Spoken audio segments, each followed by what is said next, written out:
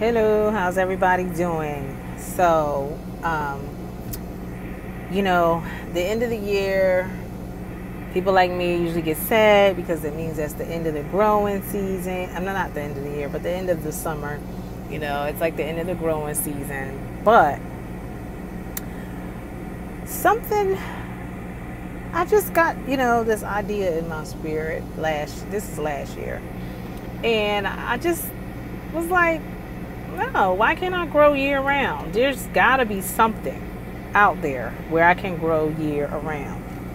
So, for September, what can you grow in September? Fall is coming. And if you're living in Northeast, we have a very short growing season. And so I'm like, okay, so what can I grow in September or plant in September? Because I like to see things grow from seed. What can I grow that's not going to I'm not going to be able to get a harvest out of it. It's not going to grow to fruit. It's not going to go to seed. So what good is that for me? But, I decided, no, let's experiment a little bit and see what we can do. Like, there's got to be something on growing year round. And there's a lot of things. But then I also did my own trial and error. And this is some of the things that I found out. So these are about 13 things that you can grow. 13 things that you can grow in September and not have not have it be for nothing. My number one thing and one of my favorites is black eyed peas. I did not grow black eyed peas as of this year, but I really enjoyed growing them last year. And I had them grow all the way to seed. I enjoyed their flowers, I enjoyed their leaves, I enjoyed everything about them. And I even had some seeds that I could have replanted, but I never saved. I was being lazy. So black eyed peas is number one. You can grow black eyed peas. You're not going to get a harvest, of actual black eyed peas. Maybe you might if we have some type of freak year. It's possible. So you're going to grow your black eyed peas. And when they grow, they're edible as soon as they germinate. So you can eat the leaves. If you're so lucky to have them come to flower, you can eat their flowers. And they have just as much as nutrition as the peas as themselves. When you go to different Asian restaurants and you have those little pea shoots, what do you think they are? They are actually sprouts that have not gone to maturity. So you're going to do the same thing with the black eyed peas. You're going to let them grow as far as they can grow, and then if a frost is coming up or something like that, that's when you're going to harvest to get the maximum benefit, the maximum harvest that you can get from planting in September. Number 2 is the obvious, spinach. Spinach is one of the most cold hardy plants there is. I believe it's stated that they could go down to -20 if I'm not mistaken, or maybe that's just 20 Fahrenheit, and they still survive. So spinach is a definite. You want to grow spinach and see if you can see how long you can stretch that thing out. If you got a greenhouse, use your greenhouse. There's also things that you can do where people have, cut out little pieces of plastic and had their spinach underneath that plastic, giving it an extra layer, maybe an extra layer of heat. So plant your spinach. Now is the time. And also, I like this time of the year because in September and October it starts getting colder, and all the bugs and insects that like to eat your plants, they're not out. So you'll have like pristine spinach where you won't have to be out there fighting every other single day just to get this stuff, just to make sure that your spinach is not eaten up by some insects. So you have that that benefit. Number 3, this is most common. Everybody always talk about this, radishes. They grow so fast. If you plant them September 1, you'll have probably full-grown radishes by September 30th or before. But if they don't go to maturity, you can eat the leaves on the tops of the radishes. So you got that. Number 4, moringa. Now, moringa is not indigenous to the Northeast. So, but you still, from my experiment, is grow that moringa. September is still going to be a little hot. Grow that moringa. First of all, what you want to do is go take that moringa, and if you have a heated pad for germinating seeds, you want to use that and germinate those moringa seeds. Put them in a big old, not too big, because they ain't gonna last too long unless you bring them in the house. Put them in a fair sized pot, like if you were germinating peppers or something like that. Put them in like that. That's like Walmart or something sells like the 18 cells of little pots that you can germinate like your bigger plants like tomatoes and stuff like that. So put them in there, germinate them, let them grow. Get them outside so they can get real sunlight and some heat and stuff like that. Now, from my experience, I can have moringa out to 40 degrees and they'll be fine. But they kind of get a little stunted. You're not gonna get any growth. They're just gonna be surviving once it gets down to about 40. So around 50 or 60, they have some growth. It'll be slow. 50 or 60, they have some growth. But if around 40 degrees Fahrenheit, you're kind of like pushing it. So if I see that the temperature is going to go down to 45, 50, I bring them in. And so it's going to be my experiment to see if I could have a moringa plant last all year long in the winter inside my house. So that'll be an experiment. So I'm going to figure that out. But with all that said, if you do not plan to bring them in, just harvest them when you know that the temperature is going to get down to 40. Just start harvesting whatever it is. Whatever has, sprouted, whatever leaves. Now, if you got 18 in a little pot, you're going to have enough to make like a little small, you'll have enough to make it be a complement to a dish, okay? But moringa is very healthy. But it's only as healthy as the dirt that it's in. So you got to make sure you fertilize that moringa very well. The next one is bok choy. You can get the baby bok choy, and that will grow to maturity very quickly. You have some that grow to maturity within 30 days. And I believe that's from the cabbage family. So you'll be getting the cabbage that you want.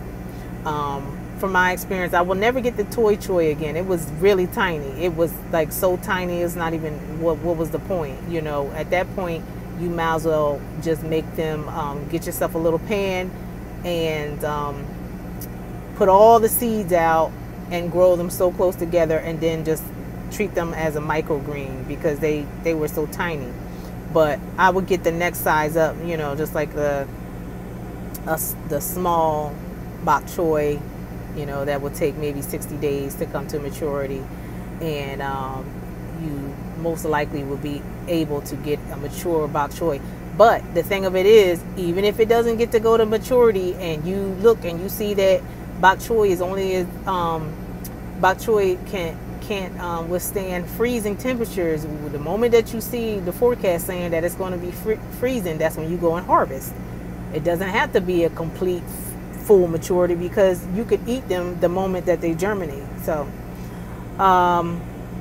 number 6, any kitchen herb. Now you can grow the herbs inside your house all year round, But if you're the type that is like, I don't want them in the house and I want to grow them outside, and a lot of these herbs like lemon balm and peppermint, a lot of these herbs are perennial. So if you plant them now, they'll come back all by themselves, like oregano and all that stuff, which is from the mint family.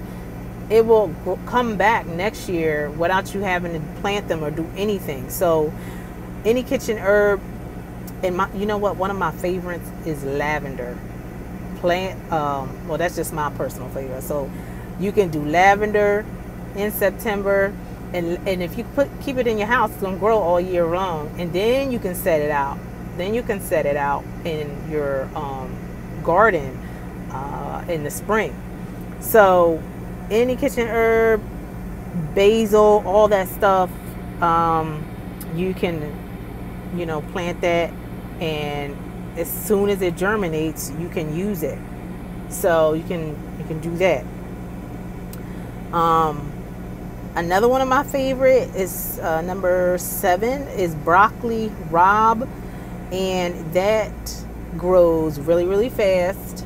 But from my experience, it was always being attacked by all types. I don't know what those things were, but they were always being attacked by insects. So if you're growing them in September, you have a better chance of not having to deal with all these different bugs that like to eat broccoli rabe. So I think within, like I said, broccoli rabe is edible immediately. So the same thing goes. If you know that it's going to be freezing temperatures, you could just go ahead. That's when you're going to go ahead and harvest them. But you might get broccoli rabe to get to the point where it's mature. Number 8. Now, not so sure about this because I've never tried it. I'm going to try it this year, and you guys can try it along with me. Cucumbers. There are certain cucumbers that are a different variety than the ones that we're used to, like the pickle kind, the big long ones. There's different cucumbers, and they taste just like cucumbers, and they are like small and round. And if I can find the name of it, I'll put it up here. But there's different type of cucumbers that you can get, and they germinate pretty quickly, and they grow to maturity pretty quickly. The other thing about cucumbers, what was I going to say? Yeah, I forgot what I was going to say, guys. But you want to get the small, petite ones that grow pretty quickly, and you should be able to get a harvest out of them. But that's something I want to try. I don't know if the leaves and stuff are edible or not, but I wouldn't try that. Wouldn't recommend that unless you could find documentation that they are edible. Number 9, ashwagandha. It is an herb, and it's picking up steam. A lot of people know about ashwagandha. No, not ashwagandha. I'm sorry.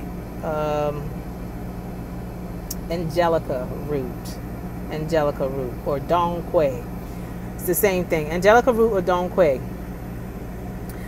You can start. This is a very slow growing plant, but it is a perennial. It will come back. But this is not about what you can eat next year. Okay, so what you can do is you can grow the ashwagandha, because I'm very big on trying to grow my own medicine. So because the stuff is so expensive, if you buy it at the drugstore or wherever or online, it's so expensive. So I'm big on growing my own medicine. So you can grow the Angelica root, the dong quai, and you can harvest the leaves immediately, and leave the roots, and it will grow back next year. But the other thing you could do is, you might say, well, I don't have much leaves on this very slow, but it's very slow growing plant, so I don't have much leaves, so what good is that? What you could do is, if you wanted to, you could dig the roots up and dry them and use them throughout the year. So there's one of two things that you can do with the ashwagandha.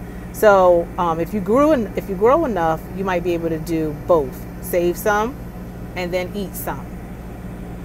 Number 10, raspberry plants. Now, a lot of times you can find around this time of the year is the best time that you won't find major stores selling plants, because it's the end of the year. There's certain brands there that they're not going to discount no matter what. I don't know why, but there's certain brands at different stores that they will not discount those brands no matter what. I've tried. I think I've got one, and I think that was because the woman just, I don't know, she was just very nice. But you go and you get these plants, and I say raspberry plants, but you could, do anything. But the reason why I say raspberry plants is because the leaves are another herb. Red raspberry leaves is very well known as a tonic for women. So for PMS, for hormone issues. So you might think, oh, this is a tree and it's very small, and when is it going to ever? It's going to be a while before it produces fruit. But you can eat the leaves. You can make the leaves in a tea, or you can just eat them straight out. I'm much more of a tea person. So in September, get your raspberry plants and start picking those leaves off. Don't pick it bare, but start picking those leaves off. I'm not quite sure as raspberry leaves, if those trees are deciduous and they start losing their leaves. If they lose their leaves, then you might as well pick the daggone tree clean. If you see that it's losing its leaves, I will let you guys know. I don't know if they lose their leaves or not, but I have raspberry plants, so it's going to be a learning experiment for me. The other thing is green onions, the scallions. That when the green onions grow up, no matter how tall they are, you can eat them immediately. And the shoots, like the little tender roots, that a lot of times you'll find that also in Asian cuisine. So, and a lot of times they use them as microgreens, so you can eat those immediately. You can grow them, and as soon as you see them coming up, again, same thing. As soon as you see that a frost is coming, go ahead and dig them up, or go ahead and cut them up or whatever.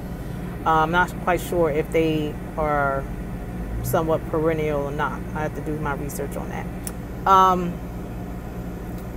Number 12. Number 12, basically, I was going to say collards. Well, we call it collard greens where I'm from, but collards.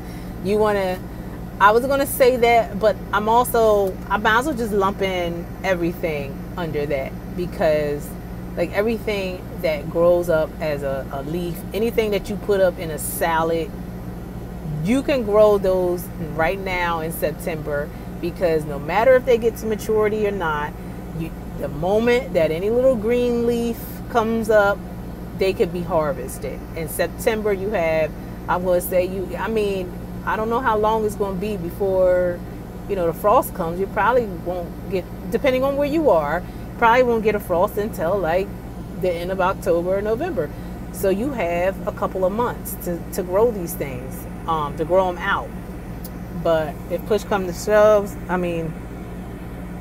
our world is rapidly changing. So if push comes to shove and we get a frost very early on, and you know that you're going to get a frost early on because you're looking at the weather report, go ahead and harvest the day before that frost comes. So that's it. That's all I have for you guys. Now, I don't pretend to know it all. I do not pretend to know it all. Far from it. So if you guys know of anything that suggest anything that could be grown in September, because I do like to experiment. I do like to get information from other folks. So please put it in the comments below and let me know. Or if you tried anything that I mentioned in it and you're like, girl, you crazy because it didn't work out at all, let me know. We can all learn from each other. So I love you guys. God bless you. And I can't wait to hear what you guys have to say. And Subscribe and share it if you think it would help someone else that loves the garden. All right, God bless you.